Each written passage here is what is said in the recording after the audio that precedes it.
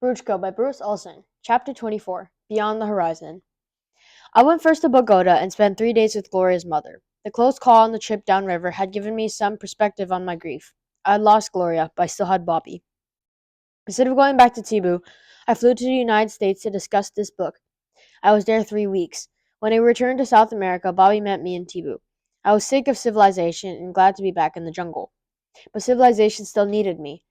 The outlaws in the region were planning to force the Motilones farther out of their territory. On our trip upriver, we were threatened by Humberto Abril. I tried to dismiss it, but his words kept repeating themselves in my mind. For this cross, I'll kill you, he had said.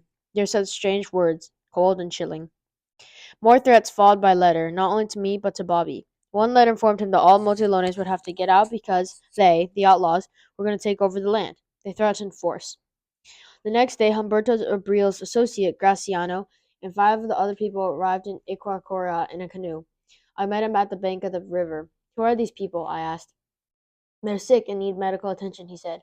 One of them is pretty badly infected. The others need one thing or another, so they came along. Oh yes, he added, I brought you a letter too.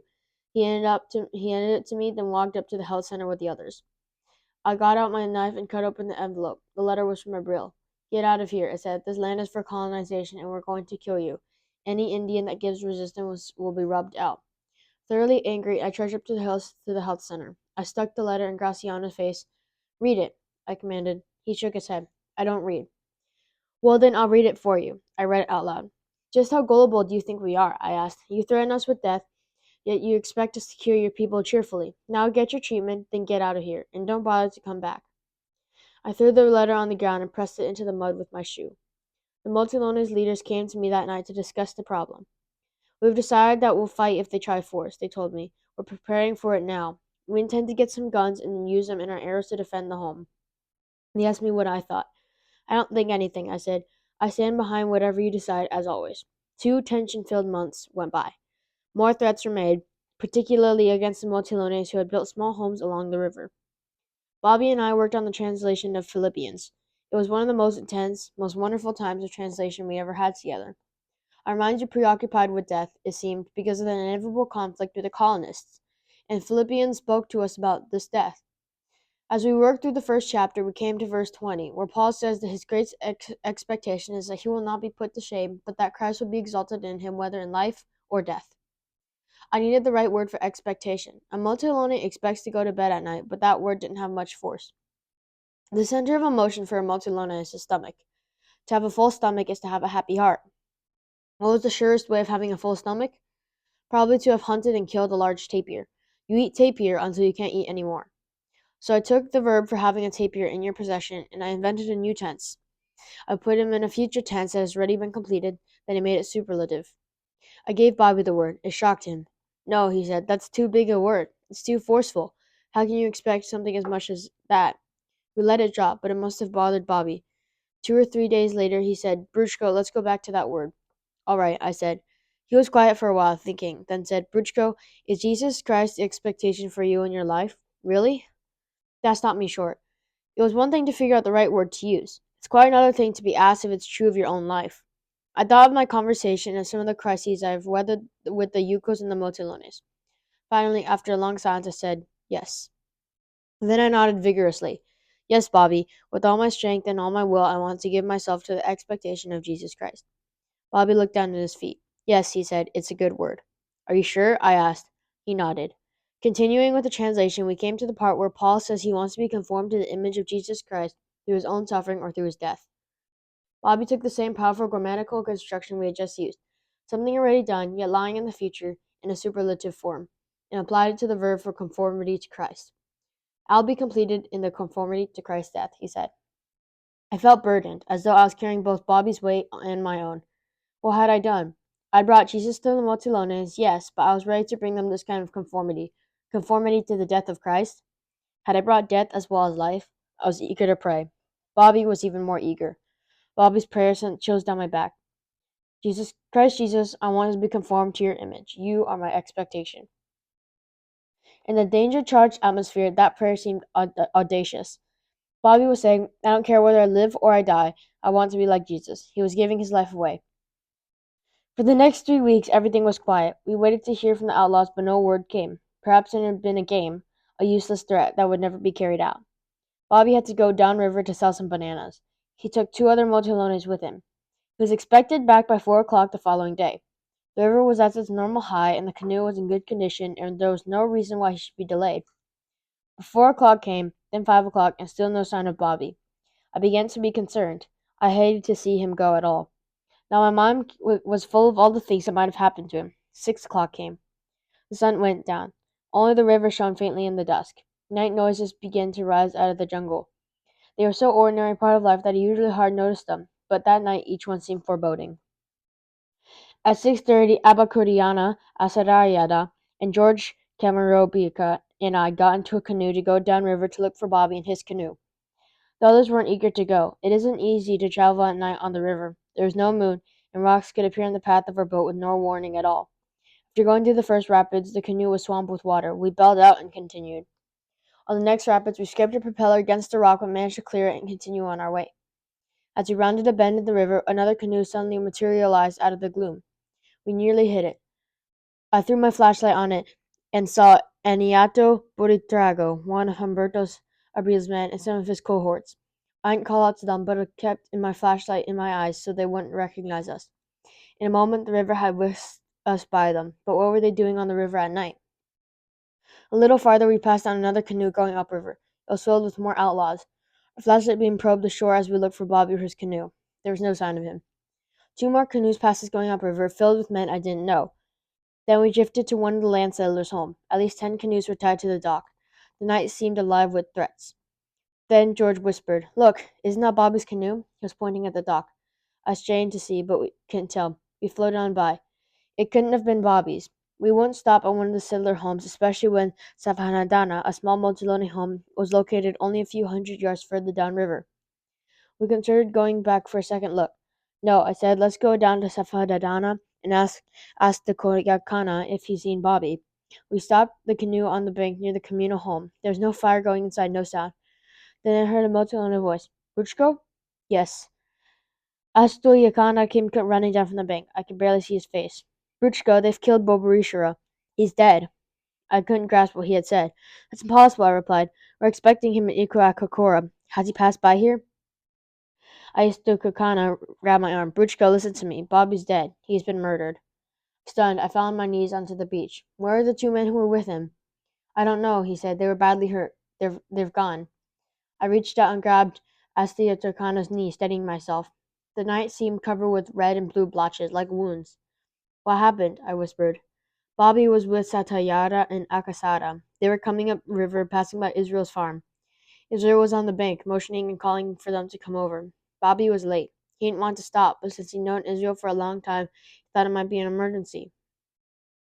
Israel was up for treatment 2 or 3 times in the last few months," I said hoarsely. "He has a broken arm that I sewed up and set for him, and he's got the drugs he needed from us." "Yes," Asuyodakana said. "So Bobby thought he was a friend." He took the canoe over to the bank. While he was leaning over the motor to turn it off, Satyara looked up and saw a man standing behind a tree with a shotgun. Satyara yelled to Bobby and Asakara, telling them to jump into the river. Bobby didn't hear because he was too close to the motor. Sataraya jumped up on the bank and grabbed for the shotgun. As he wrestled with the man for the gun, the man reached for his machete.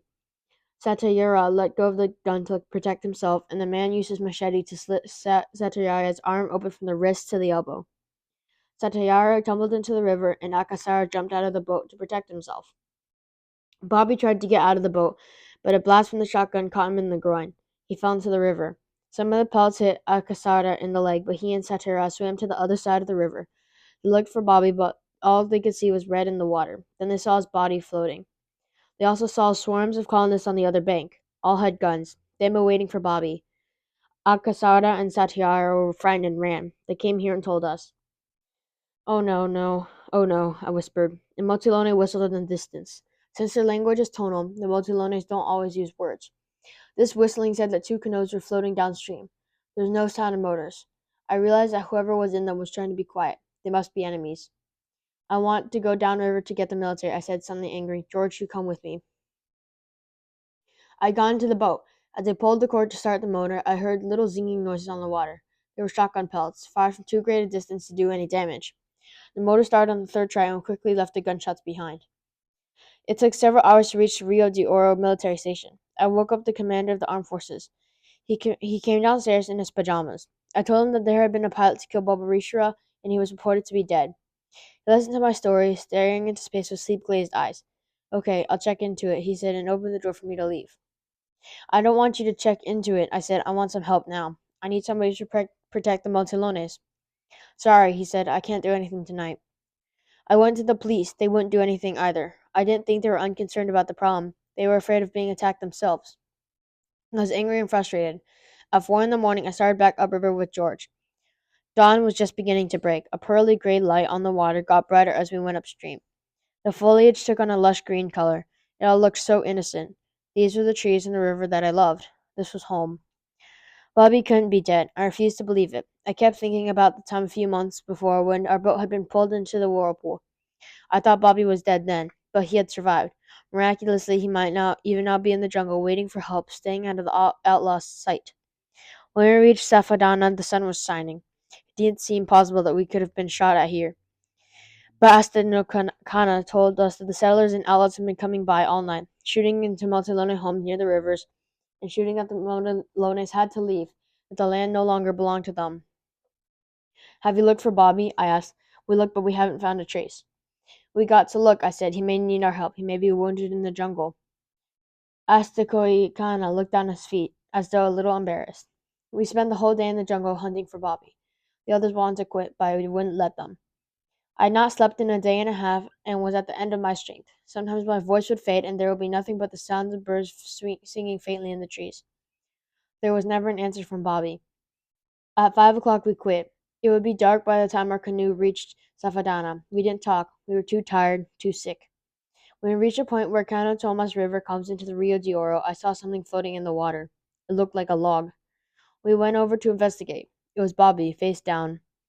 All hope drained out of my body. I felt empty, like a shell. I'd convinced myself that this would be like the time we nearly drowned. Bobby would be alive. We would be reunited. The river was shallow. I got out of the canoe and turned Bobby over. His face, stark white, was crinkly from being in the water. I closed his eyes with my fingers. He had died at once. The shotgun blast had ripped open the lower half of his body. God, I cried. Oh God, why? He had been the leader of his people, the first to know Christ, the first to read him to build schools, the first to take a stand against the thieves of civilization. George handed me a blanket. I wrapped it around Bobby's body and helped lift him into our canoe. The next day we took his body to Ikuakakorum. My mind wouldn't let me rest. I had cried that night until no more tears could come. Still my thoughts went in circles. Why all this death, Lord? I kept asking. The river was death. The jungle was death. Death flowed down the valleys. Always to touch someone I loved. Gloria, Bobby. And woven through my thoughts were the chilling words of Humberto. For this cross I'll kill you. The river was low, and we had to spend a lot of time getting through the shallow area. At one such place I heard the zip-zip of bullets hitting the water. They came from two canoes across the river. Suddenly a shot split the side of our canoe. We struggled frantically to get past the outlaws, but they were gaining on us. I felt a burning shock in my leg. A bullet had hit me. We finally got the canoe loose. As we started into deeper water, another bullet creased my chest. It actually felt good. I wanted to be hurt. I wanted pain. I wanted death. But I received only surface wounds. We stopped the flow of the blood. The pellets would have to be taken out later.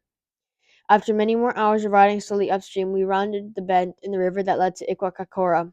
Several hundred motilones were on the bank, unarmed. When they recognized us, they waited quietly until we disembarked. The news of Bobby's death had spread, and people had come from miles around. They crowded around the boat.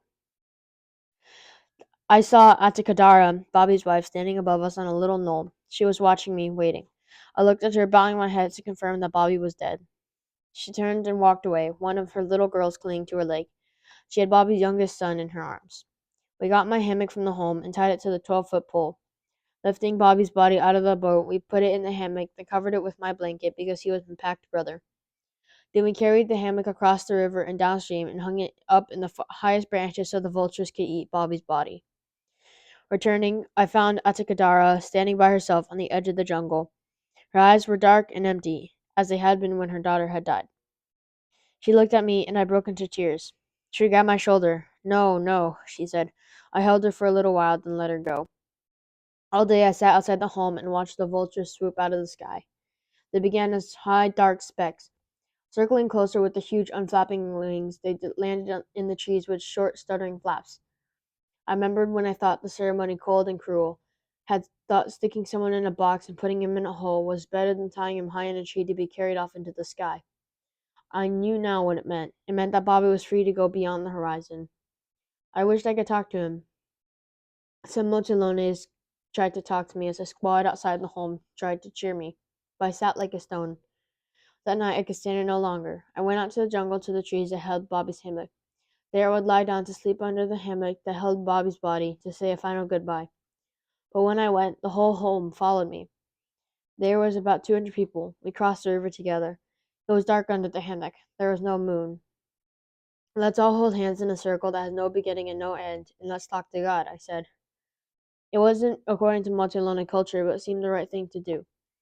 Odo, Bobby's adopted son, was the first to pray. He was only 14, but God gave him the most beautiful prophetic prayer I'd ever heard. Oh God, he said loudly, looking at the silhouette of Bobby's hammock. Oh God, this is black. It's dark. I can't see. We're lost. He was quiet for a moment, then continued in a new, quieter voice. God, there is a tree, a tall tree, with its roots growing very deeply into the ground. It's us. Lord, it's the Motilone people. We've lived in this land all our lives, generation after generation, and our roots are very deep and we stand tall. We tried to follow God, but we lost him while we were trying to follow. We tried to follow our own paths, and they never took us to the place where we were supposed to, and they only ended at another home or a river. They never took us beyond the horizon where we would find you. Then Bobarishra found your path in Jesus Christ, and he walked it and showed us how to walk it. We were glad. But God, where has it taken him? Why did that path lead to this place? God, it can't be. He stopped. There was absolute silence. The tree is beautiful, he said. It is beautiful. It is covered with large, perfect blossoms that is open and shine in the sun. Each of us is a flower. But there is one flower bigger and more beautiful than all the rest, made the most perfect fruit. That is Bobarishara. He gave us agriculture, and our stomachs were filled. We were dying of sickness. He brought us healing from Jesus Christ through medicine. He showed us the path to walk with Jesus Christ so that we would have reasonings for life, for living. We were all excited by this new life. But Lord, oh Lord, it's so black. A wind has blown, and the fruit, the most perfect fruit, has dried and withered and fallen to the ground. Its seeds have been kicked into the dark, dark ground. It has died. Bobarishara has died and left us. God, don't let the seed be wasted. Make our lives fertile soil so that his seed may grow in us. May his death into a great tree growing in our soil so that we can live as he did, to help each other and learn to love. May this grow up and because of his death. We ask this because we are all one this evening in a circle holding hands born into Jesus Christ, your only Son. Our circle buckled and broke apart slowly. I saw something I had never seen among the Motilones before. People were hiding their eyes and sniffling. Oh, Dapikayana walked up to me trying to smile. Look at us all. Everybody has the flu, he said. No, I said, it's not the flu that I have. It's no flu.